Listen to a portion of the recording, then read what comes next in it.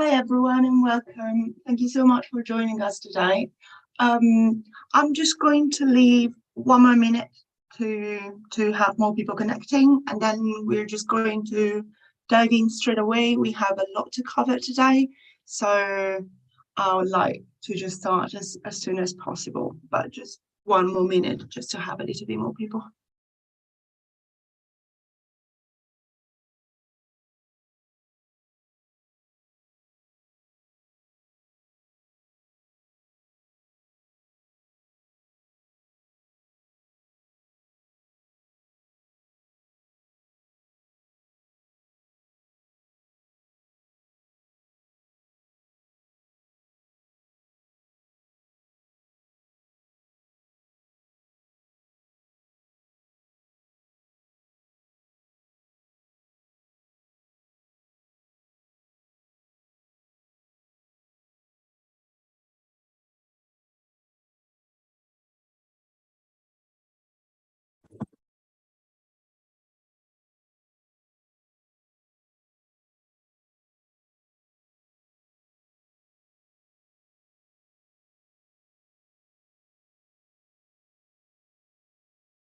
Oh, yeah, I guess we can get started.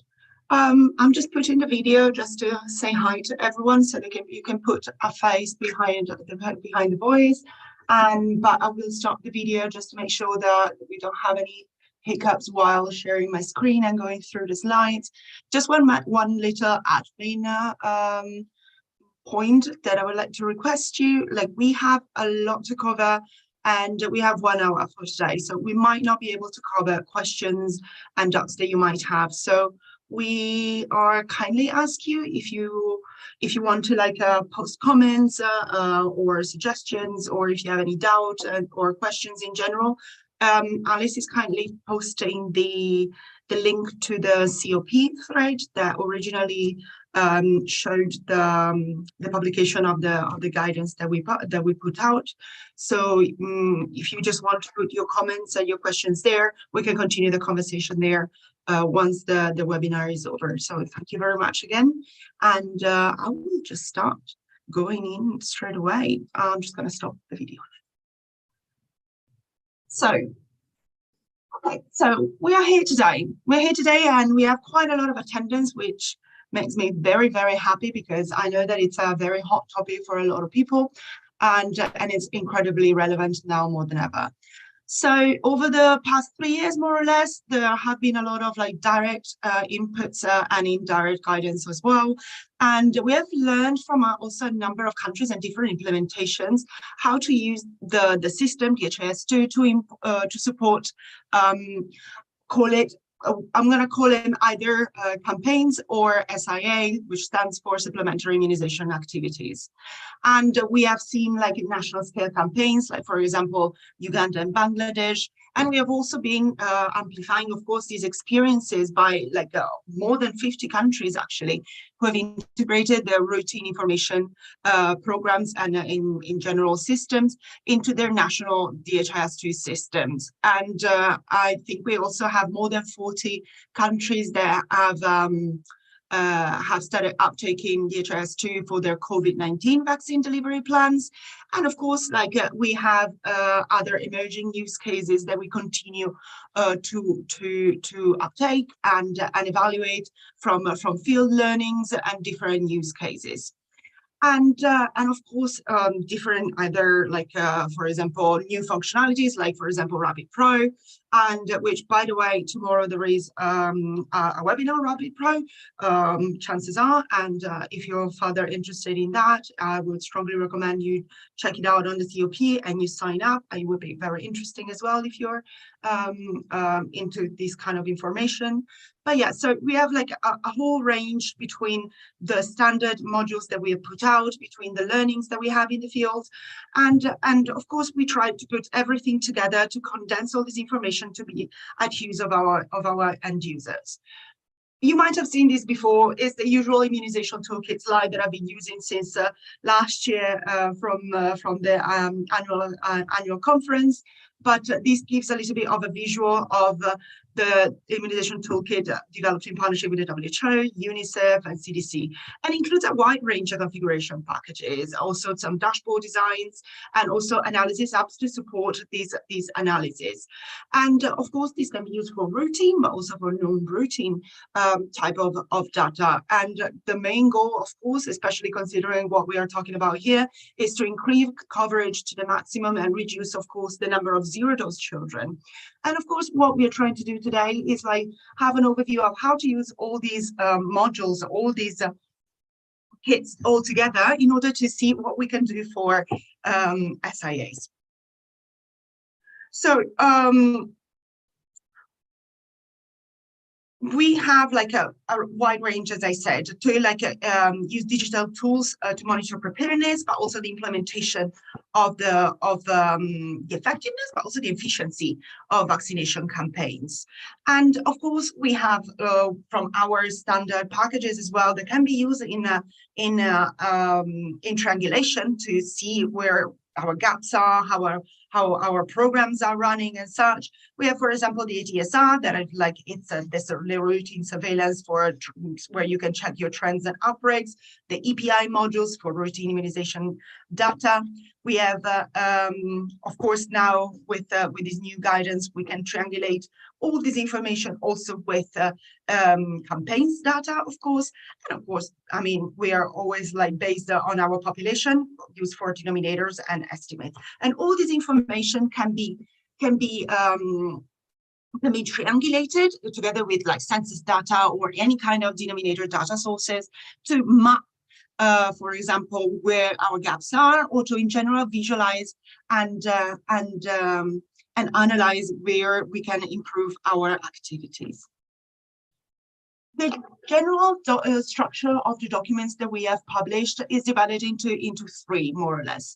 So, and it also targets different audiences depending on where you're standing in the implementation and the uptake of the modules, but in general, like the configuration and the use of DHIS2.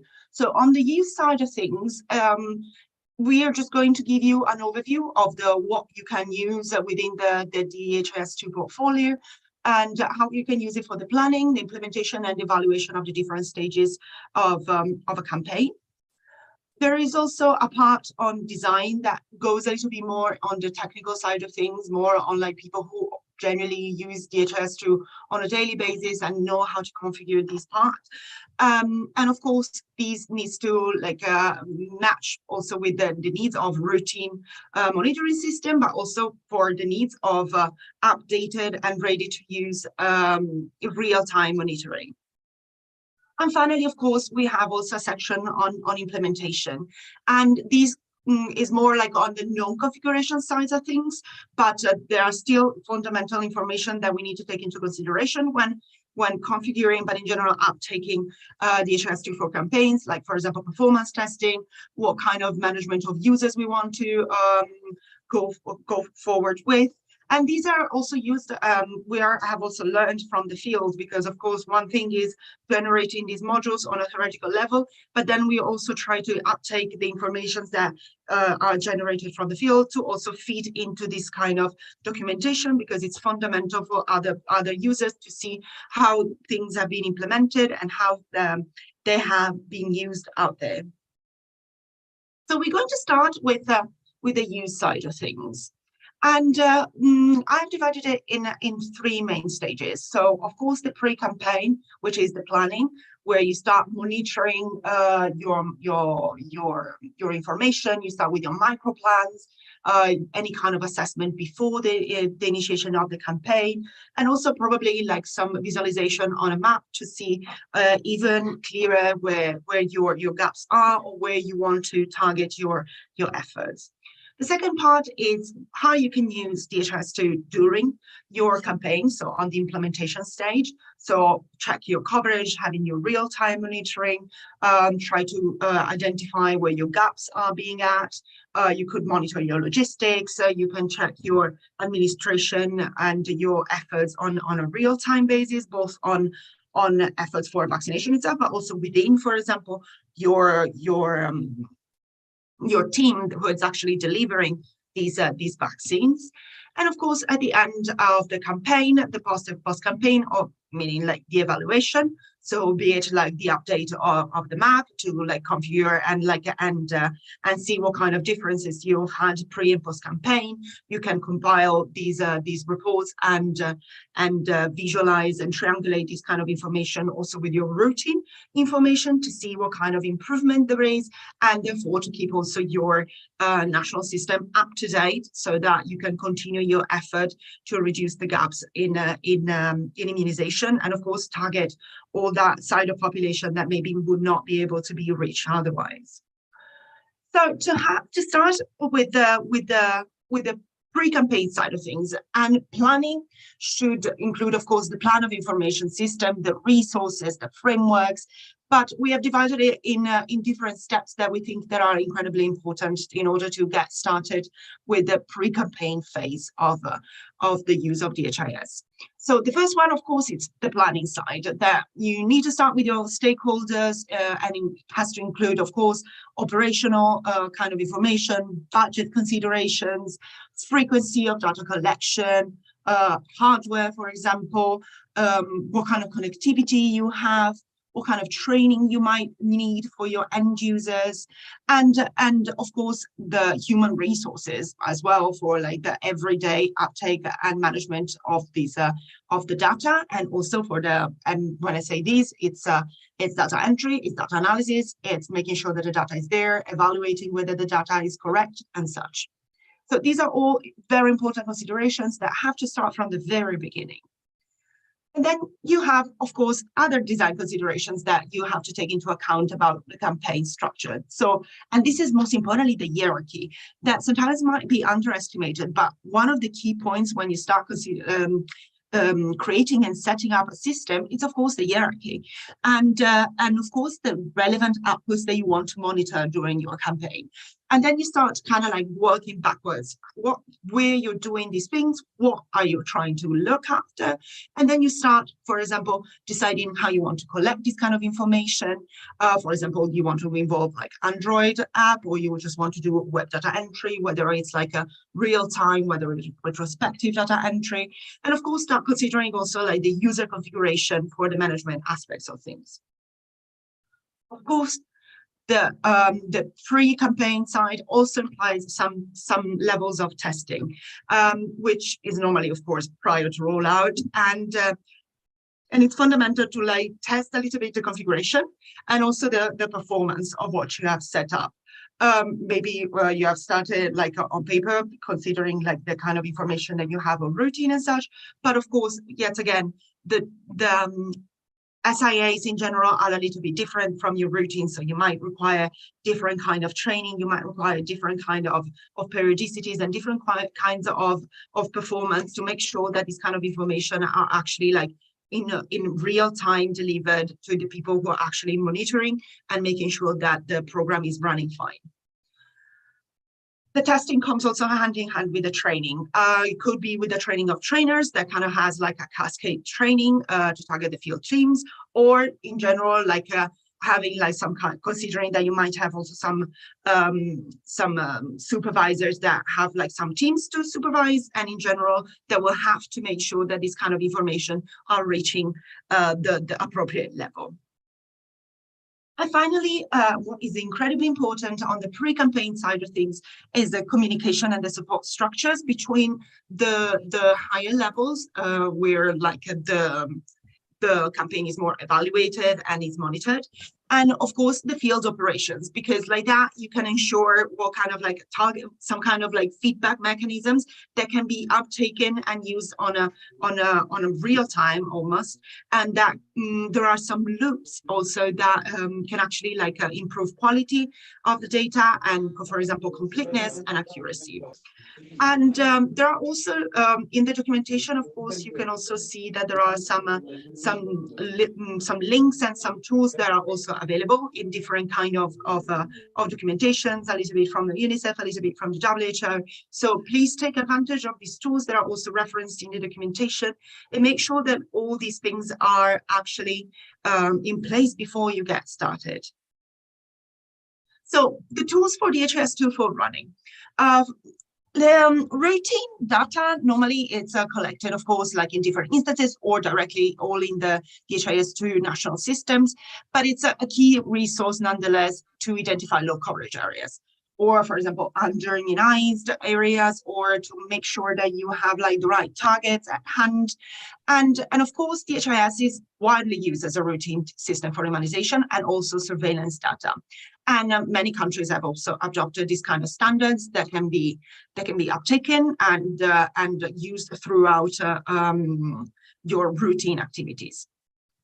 And we have also some examples out there. Of course, we have like many examples that are like outlined in the documentation as well.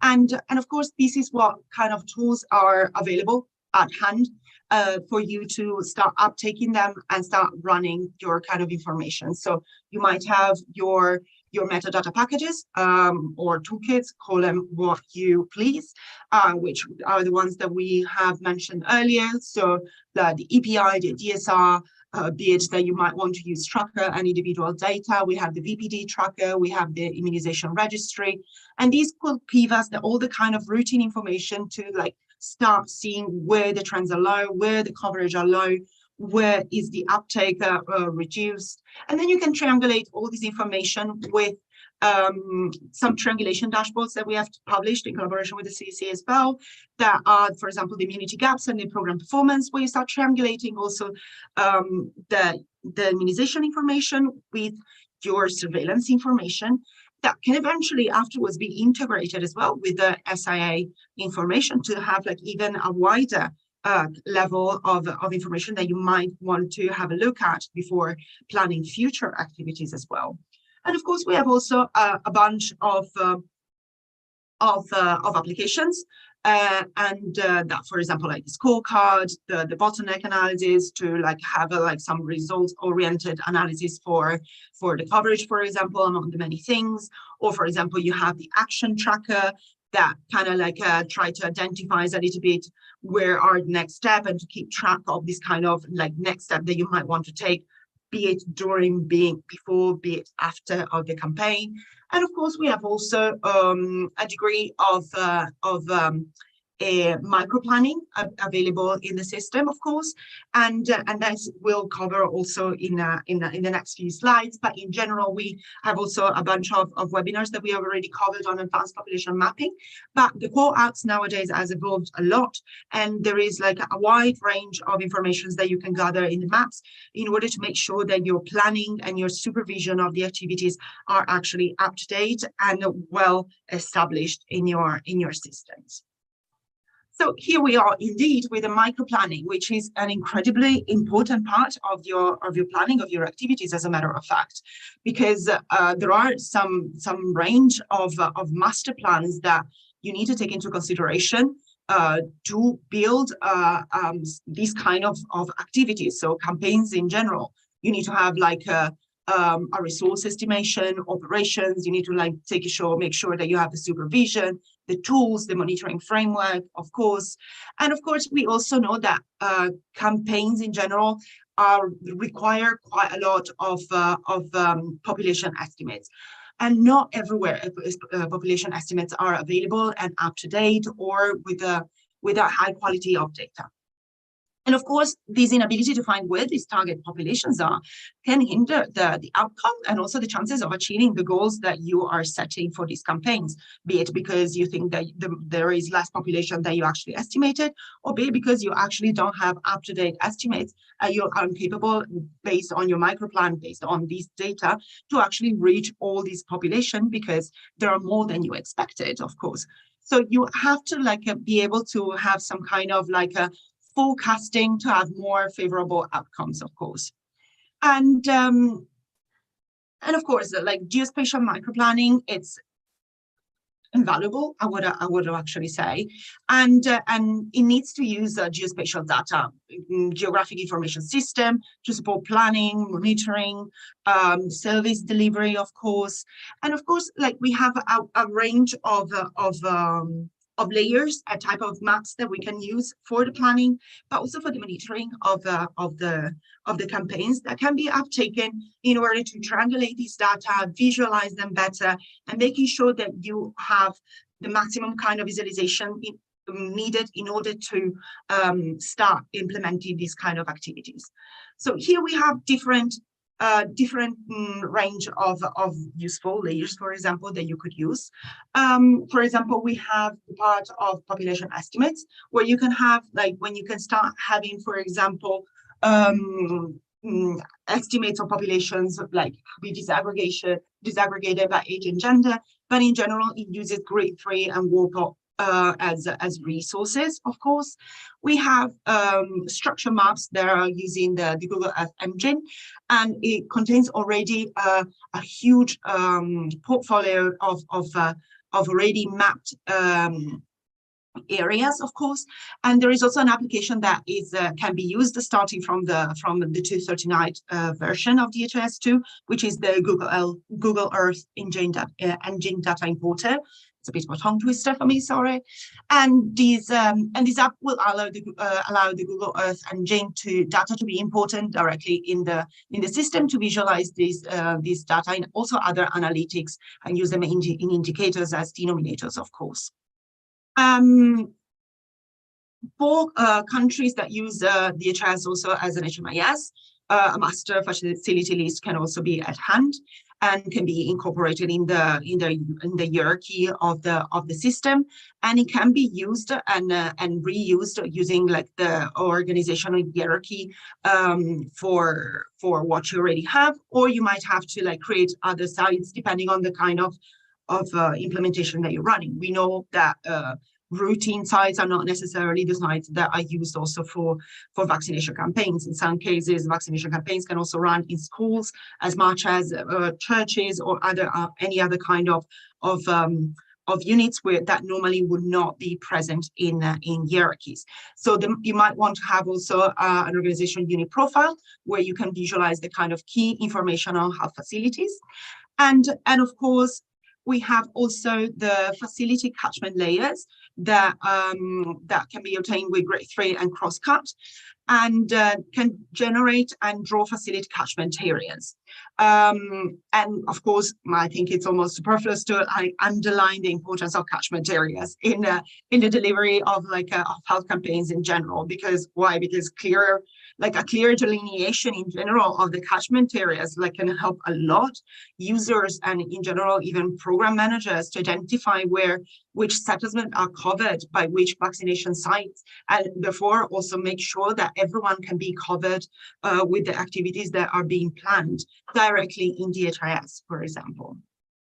And of course, it has to be mentioned that microplanning can be, once everything is put into place, can also be always at hand, because there's no need to visualize these things always being connected. These dashboards and these kind of visualizations are available, of course, offline, and can be downloaded and in the device and visualized at any time, even if you don't have any kind of connection. So if you are the deliverer of these vaccination activities, of course, you can also have your maps of the sites that you will have to cover directly on your phone, for example, if mobile devices are available, and have it always at hand to visualize, enter data, and see how the facilities are doing. And of course, there is a little bit of a teaser here, but there are upcoming features as well on the side of mapping. One is the settlement extent, where you can have detailed outlines of the settlements and the travel time between settlements and health facilities. And you can imagine that between that and... No, I didn't call. Can you please, everyone, make sure that you are mute, Okay. please? So right, yeah, okay. I was saying that between that and the catchment areas, you can imagine how incredibly useful this can be. So not only you're able to make sure that everyone is covered, but you can also evaluate the distance between even the further settlements with the vaccination site. On top of that, you can also have, for example, the catchment area, the travel time, where you can generate the different type of travel times for the catchment of the facilities, of course, that you are planning in your organization unit hierarchy. And you can generate it by different travel times or greater travel times, depending on what kind of implementations you're considering. And of course, you can also print your campaign maps, and therefore you can be having not only in your mobile devices, not only in your desktop app, but also like a further version of what you have worked on in order to visualize your campaign planning.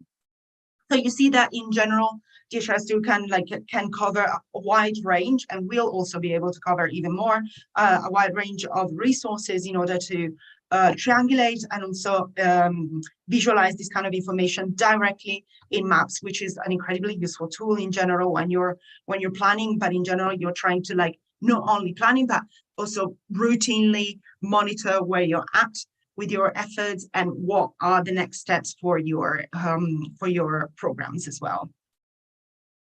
And here, for example, I wanted to just cover a couple of examples because it's worth it, because we always learn from the field and what they're doing.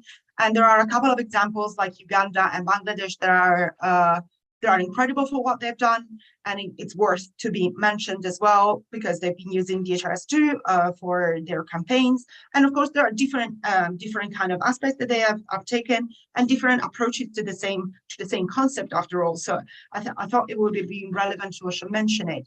So for example, Uganda started taking the kind of information used for their denominator from their IMIS, which is their education information system. So they're using DHIS also to manage their education, so schools and in general, like the school, like grades and children enrolled into the different school systems. And of course, you with the children that are enrolled, you can have this kind of information on the target population, for example. So they have started thinking that during the vaccination campaign, the whole district is involved nonetheless. And of course, in some cases, the sites are actually the schools themselves. So they started actually collaborating between the district education team and the health team, and they started taking the targets from the enrollments numbers from the target population. And of course, they started working on their micro plan based on the target values that they've had coming from the education system for the number of children enrolled, and also quantify the commodities that it would have been needed in order to carry on these activities by vaccination post, for example. So you can see how different kind of resources, when well managed and triangulated, can actually generate much more information that can be incredibly useful than to carry out targeted efforts. And of course, we also have, for example, Bangladesh. Bangladesh started running a national campaign for measles and rubella back in 2020, and you see the degree of vaccination delivered. I mean, we're talking about very large scale vaccination campaign, and the evaluation came out that they covered more than 95% of the target children. And here, for example, again, they started triangulated geographical information with the vaccination centers in high and low risk area. They started working on their microplan, where, for example, they had their number of children, how many vaccinators they would have, the supervisors, what kind of any other HR that they would need in order to carry out all the activities. And they have triangulated then this information with their logistic system, the LMIS. So they actually populated the information that was required by the vaccination activities. And they started then rolling out to make sure that the supervisors were able to manage, and also making sure that the kind of information that was entering the system was of quality and target eventual gaps in real time.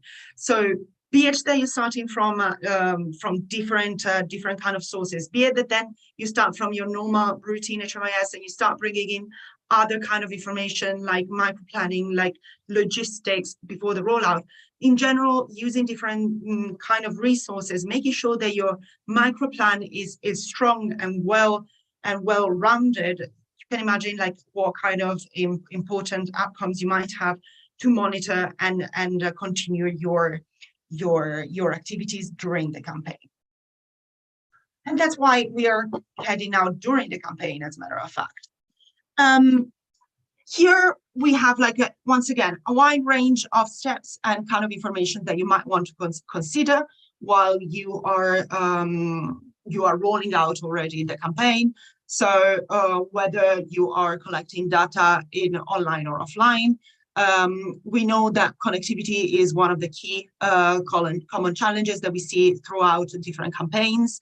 But we know also that the Android app can be used and will reflect the configuration of the DHIS2 instance.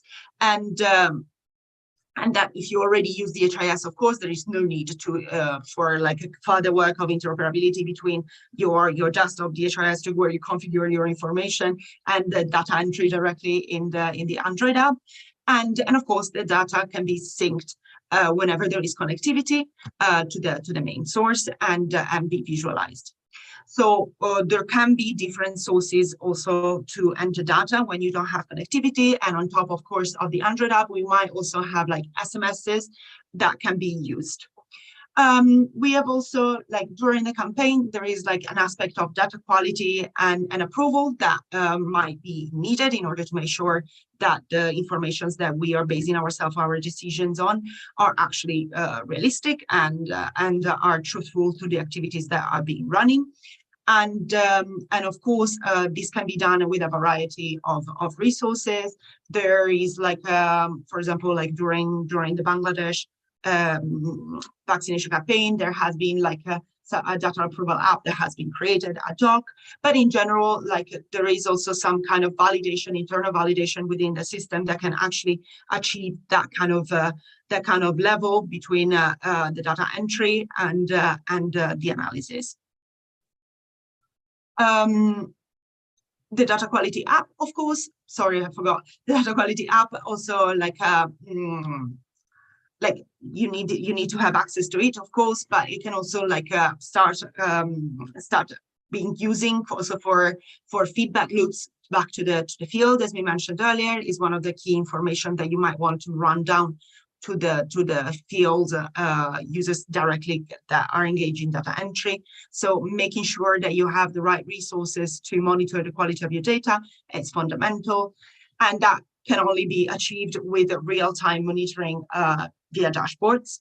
And of course, dashboards are one of the core functionalities of DHIS2, and be it with maps, be it with pivot tables, be it with graphs. And of course, we know that we have a bunch of global modules that can be reused and recycled and uptaken and mapped to the local needs, configured and customed depending on what the users and the needs are. But of course, there's also can be some customs dashboards that can be created locally, and in order to make sure that the end user experience is the best possible for the use case. And of course, we have other kind of integration and other kind of tools that can be integrated with DHIS2. And as I said before, RapidPro is a global good that has been used in numerous actually countries nowadays, and it's also used to facilitate field level communications.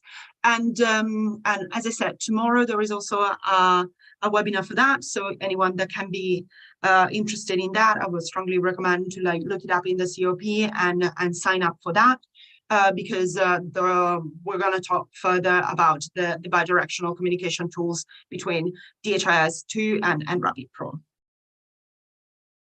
And then, of course, we were mentioning during campaign, one of the key information is actually making sure that if someone is visualizing something that is a bit odd, whether there is some kind of odd information or some numbers that don't make a lot of sense, or any other kind of feedback loop, of how the activities are run directly in the field, it's very important that these kind of feedback mechanisms go bidirectionally, so from the field above and from above to the field. So the supervision of the campaign can be done in different ways directly in the system. There are some alerts that can be visualized directly by the data encoders, that where, for example, the submission is complete, especially if you're working offline. It's very important to make sure that you have found a place that you have where you have your connectivity and that the data is successfully being synced with the online server. There is like a degree of skip logic for the identification of like key populations or any other kind of important rules in order to determine the targets of your activities. There is like a bunch of feedback widgets that are available. In the system directly, be it, for example, there are like also a bunch of trackers with that have this kind of feedback. And for example, there are also, like you see right here below, the validation that can be set up directly in the system by making sure that data elements, as they being entered, follow a certain level and degree of logic between them. So you make sure that certain numbers are not above some certain other numbers, to make sure that like there is like some kind of coherence between like the different kind of data elements and indicators that you are visualizing. And of course, you can also like set alerts for thresholds, like for example, especially for surveillance, if some kind of thresholds are passed, you might want to alert the right people, and you want to make sure that the right actions are being taken. So there are different ways that this kind of information can be visualized. It can be an internal kind of within the system alert that can be immediate on the screen. It can be like a message within the system. We can have this kind of information also emailed, for example. So there is a degree of kind of feedback loops that you can already incorporate in the daily use of the system itself. And of course, here we have some kind of functionalities as well. So you have like system generated notifications that can actually, with the alerts that can actually account for data quality checks, or even programmatic alert, in all fairness. And you can also like set up reminders, either to submit data or to enter data, of course, because you can check also in your dashboard the degree of completeness and of information, for example. So you can also make sure that directly from the data entry, they're also aware that this kind of information has not been submitted and is required. And of course, you also have program rules that can be warnings, can be message, they can be like the feedback in general, be it for real-time data entry, be it for retrospective data entry. That can be either for warning, but also like to support the decision-making for the real-time monitoring. And of course, you can also set up an SMS gateway, and that can receive information and SMSs to and from DHIS2, of course, because we said that we can enter data directly with SMSs, but we can also have the system directly sending this kind of information, be it that, for example, I don't know, thresholds have been passed, information is not complete, there are certain kind of validation rules that have been broken. So we can also have this kind of like feedback loops that start from the higher levels to the lower level and vice versa, in order to make sure that the quality of the data and the quantity as well of the data, because we can also monitor the fact that some sites maybe they are not sending the information. So we can also like have this kind of information fed into the system. And here, for example, we also have, for example, custom dashboards. When you are visualizing all this kind of information, and analytic tables must be generated and refreshed before the data values can be displayed, of course. And we can have like the normal dashboards, or we can have also custom dashboards applications, like for example the one that we are showing here, that was the one used by Uganda for their campaign. And of course, to actually see data real time. And in this case, they were able to see different levels of information, different kind of information. Of course, the kind of information is very much the usual one that you would expect from a vaccination campaign, both on a level of vaccination delivery and also on the side of logistics, because it's fundamental, for example, to count the stocks, to count the vials, the wastage, and things like that. So you see, for example, that like you can either use what's already in the system or develop further on top of the system. And of course, you can also have different degree of supervision. We have two different examples here. For example, you have like in Mozambique, they have during their polio campaign, there were like different degrees of validations, either with validation of rules and data cleaning, but also like during the cleanup of the data, the district level teams and also the provincial level teams were also like feedbacking and discussing with the first layer of data entry to making sure that all the information that ended up in the system and was finally analyzed was the real one that actually was monitored to begin with. Or for example, in Bangladesh, in the MR campaign, the one that we mentioned before, that was incredibly large scale. They had a supervisor checklist that was used with a capture app, actually, as a matter of fact, and the household visits to do kind of like the follow-up of the vaccination activities to make sure that every planned household was actually covered. They were actually having a capture app called a household visit. So there are also, with the native core informations and the native core apps, there are also ways to actually elaborate other kind of information that you can use during your campaigns for supervision, for feedbacks, and in general to making sure that the quality of the data that you're analyzing is up to date and correct. And then you have, of course, the post-campaign. The post-campaign, we know that DHIS might not be the core kind of information system that you want to use for the campaign, campaign coverage evaluation, especially if you're running surveys and such. But of course, there are different kind of ways that you can use it. Can be used as a data repository. For example, your surveys can be run nonetheless in other applications or in other softwares or any other tools. And of course, you can make sure though that this kind of information that is coming out of your vaccination campaign coverage surveys is fed into the system, because the system can be used as a repository for this kind of information, where, especially if used as a national HMIS, can be triangulated even further with routine data. There are also, for example, with the Bangladesh campaign, there are also applications that have been developed for rapid convenience monitoring. That was used events. It could be used offline and can be of course used to locate also the different locations of where this survey is being done.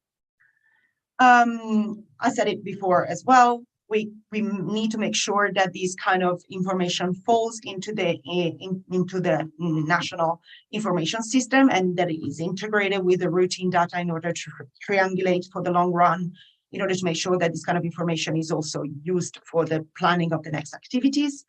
And of course, once again, these apps that we mentioned before, we can also use them for the posthumous decision making. So be it that you might want to check what kind of like bottlenecks you've had, or what kind of bottlenecks you might encounter later, and what kind of like actions you might want to track in order to avoid the ones that you have already encountered, and yet you might encounter as well in the future with other implementations. And this brings us directly in the design side of things. So the first part was a little bit more general on like what kind of like DHIS2 tools can be used for the general use of DHIS in the campaigns. But then there are, as I said, there are also some important considerations that we need to take into account when we design, because we're not designing for routine systems now. We're designing for something that is on top, and it's additional activities on top of the routine systems. So what we need to take into consideration, the hierarchy, for example, and of course, setting up a hierarchy that is suitable for campaign operations has to be take into account what kind of degree of information is entered. For example, is it overlapping 100%, for example, what it's in your national HMIS? Is it taking into account a different kind of degree of sites? Because, for example, with the Ugandan site in the national HMIS, probably the schools are not part of the routine sites, but you can have other sites added up in another instance, and then triangulate and bring in all the data together at a higher level. For example, I don't know, a district level, where all this information can be then triangulated. The frequency. We know that, for example, the frequency of routine data up till now, we can go down to daily information, but a lot of routine data is either weekly or monthly. But it needs to follow up also with like real-time monitoring. So we're talking about daily, probably uptake of data, and we need to make sure that this frequency is also matched and uptaken by a different kind of like a degree of users, because probably the number of users and people that are using the app during the vaccination campaign is also increased. The population.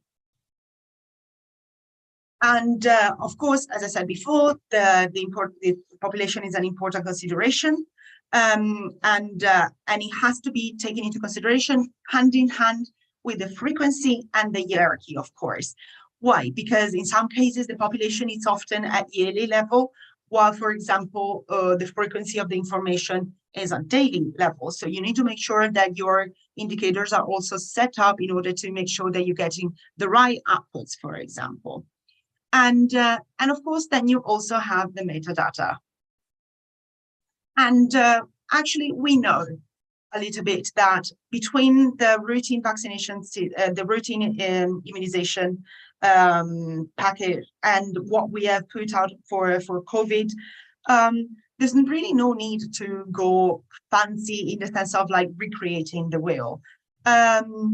We can easily recycle the data sets that are already existing and simply edit them in like very minor ways in order to have them ready also for immunization supplementary activities, actually, as a matter of fact.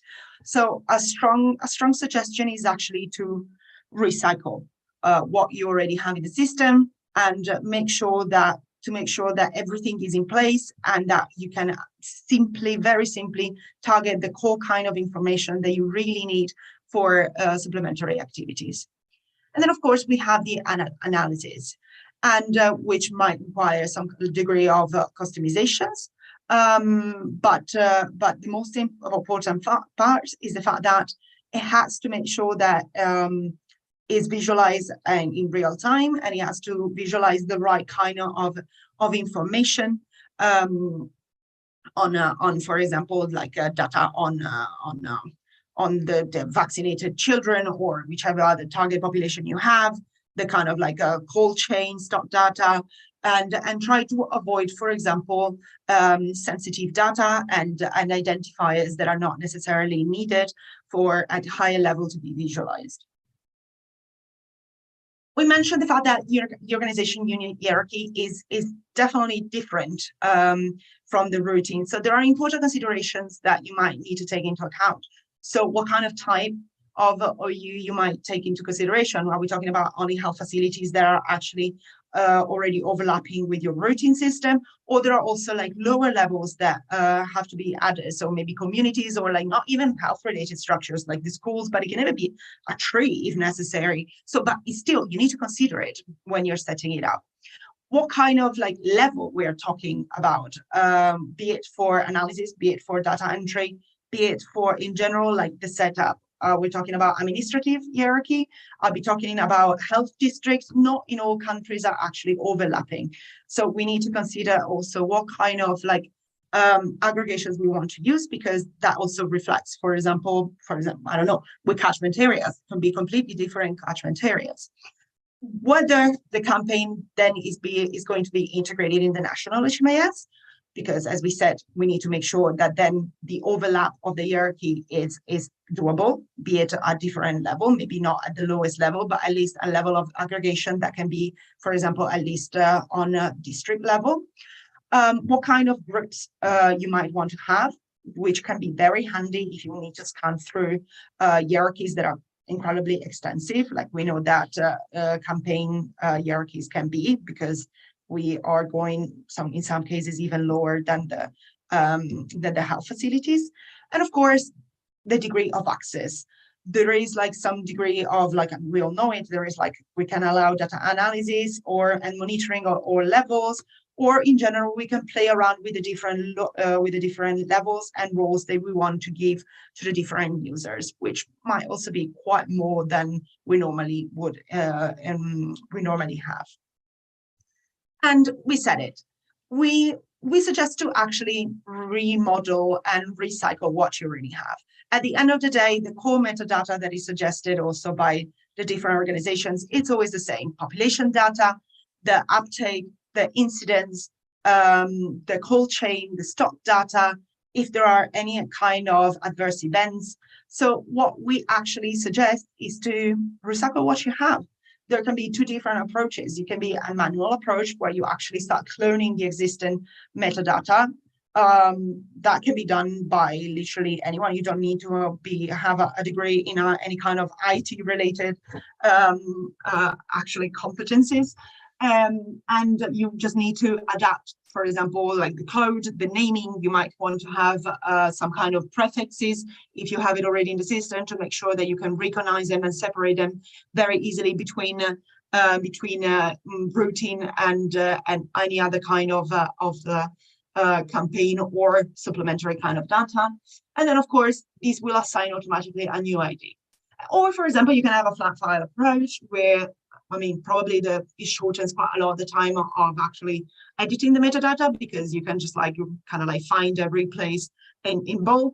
But at the same time, you need to make sure that this doesn't replace automatically the ID, and therefore you need to like replace the ID yourself in order not to overwrite this kind of information that otherwise cannot be triangulated, because you have actually started using the routine kind of information now as supplementary information. So what we mean is that you can easily recycle. Just make sure that whichever approach you take, you make sure that there are like some core kind of informations that you pay attention to in order to make sure that you're configuring very well your metadata. And of course, when you're setting up your system, you can also like consider different ways of setting it up. Like, for example, this is a dimension that we wanted to like highlight, for example, because we have like a very good example from Nigeria. For example, for supervision, like you see the degree of the Nigeria implementation. We're talking about more than 40,000 facilities that could have actually needed to be created. Can you imagine having 40,000 cut options? Like it's almost crazy. So instead, what they did, they started using different kind of combinations that, combined with the different org units, actually had different access. So you would actually needed to only have like a handful of kind of information in order to analyze the performance of the mobile units. So you can actually like add different kind of metadata in order to make sure that you are supervising and analyzing the right kind of information. You can add some kind of extra data elements, like, for example, for vaccination campaigns, it can be useful to add data elements, for example, to identify the vaccinator that you are assigning a specific OU to, or any kind of other level to. It can be done because you also have different users as well, of course, and you can also add a data element for the team number, but as well, if you're using instead the side of the users, that anyone has like different kind of users, you can also track down who did what and where, for example. And of course, like we said before, category combos can also be exclusively visualized for certain kind of users or group of users. So you can actually be able to filter this kind of information very easily, even with like extensive size or extensive kind of like data models. One very important, very important thing when you're setting up your indicators, of course, the coverage. The coverage, we know that, I mean, why doing a campaign at all if you cannot measure your coverage? When setting up your coverage, please make sure that you're using it correctly. Use the overtime aggregate indicators that use the period offset function that is available for any kind of version before the 235.12, actually, because I mean, at the end of the day,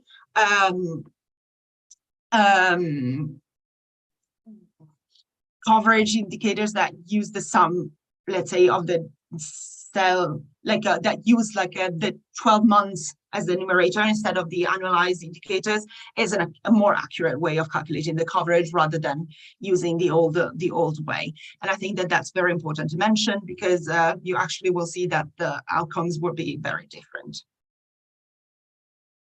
And finally, very quickly on the implementation side of things. These are actually implementations and considerations that have to be taken, of course, per country and per campaign basis, because it has to be accommodated on the local context. There are different ways to accommodate this kind of information, of course. There are even more outlined in the documentations that we have put out for these kind of activities.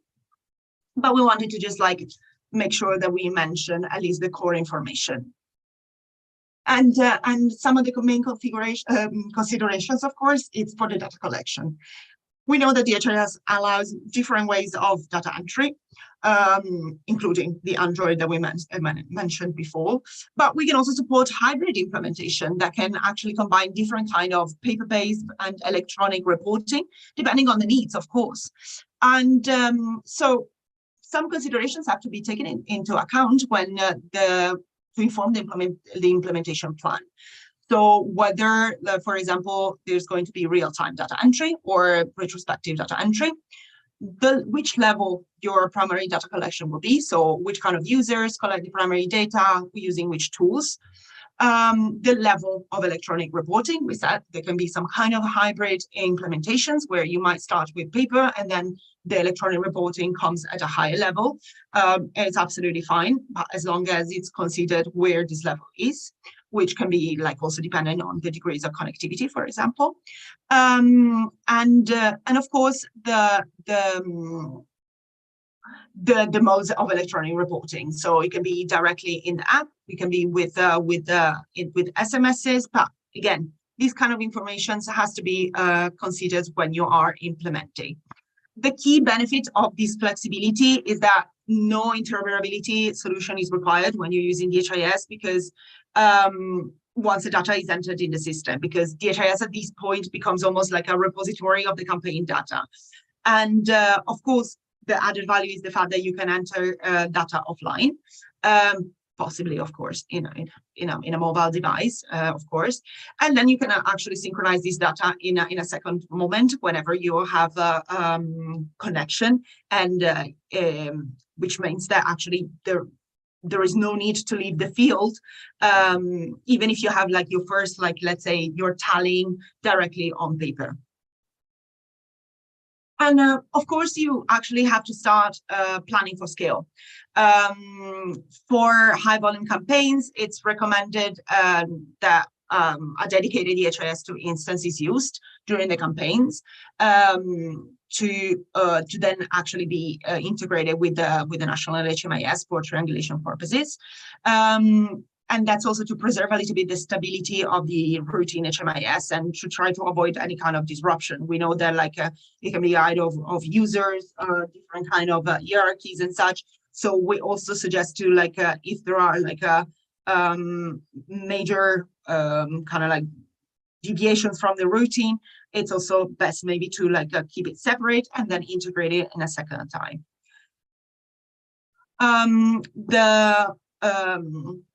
We need to plan how many organization units and how they are distributed in the hierarchy, because of course we mentioned before that the more information units, organization units, the more expanded it can be, and there are different solutions of design that you can actually update. The number of concurrent users, we know it that different sites might also imply different users. Might imply a different number of users that have to be employed directly just for these kind of activities, because it's a one-off activity that actually entails many more users than just the routine activities that you might run throughout the year in specific activities. And of course, the kind of expected data values. So like, are you using tracker or are you using aggregate? Because of course, the expected data value that you can expect with a tracker is a complete different kind of degree than what you can expect with aggregate data values. So these are just like a minimal range of considerations that you want to take into account when you're planning for scale. There are many more in the documentation. I would strongly recommend to go check them out. And of course, together with that, we also need to mention the user management. So when you are implementing, you need to take into account a different range of information. And this can be the kind of role that people have, what kind of regulations you want to assign, what kind of supervision you want to maintain, and what kind of tools you want to use for this kind of supervision for a worker or data clerks or both, at which level. And of course, you need to maintain some a degree of data privacy that is in line with the local regulations. And you have to make sure that this data privacy is maintained throughout the planning, the data entry, and also the monitoring, because of course, campaigns chances are also directed by different stakeholders, and you have to also make sure that different people and the right people have access to the right kind of information. And of course, finally, we also strongly recommend a user acceptance test, but can be with a small kind of sample, but can be with a small but representative sample of end users, and actually to try to optimize the configuration and gather some feedback from the implementers, the testers, and to make sure that like also at a degree of usability, everything is in line before getting ready to actually roll out. So making sure that you're documenting this process, try to walk through the step-by-step, the users, start timing, for example, the workflow, because we know that campaigns are incredibly demanding activities, and you might want to maintain limited timing to that.